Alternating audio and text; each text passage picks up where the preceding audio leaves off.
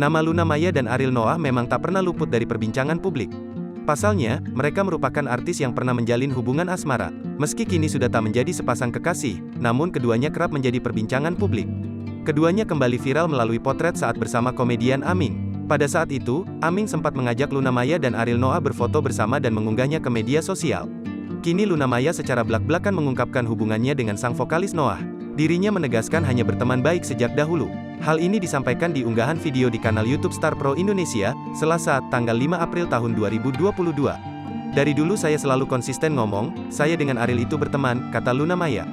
Jadi jangan semua itu harus digimana-gimanain. Kalau didoain ya terima kasih, didoain yang baik-baik.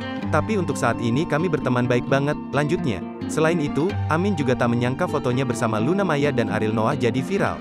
Soal postingan kemarin, kan viral banget ya? Dan alhamdulillah nggak ada yang nyebut pansos, ujar Aming.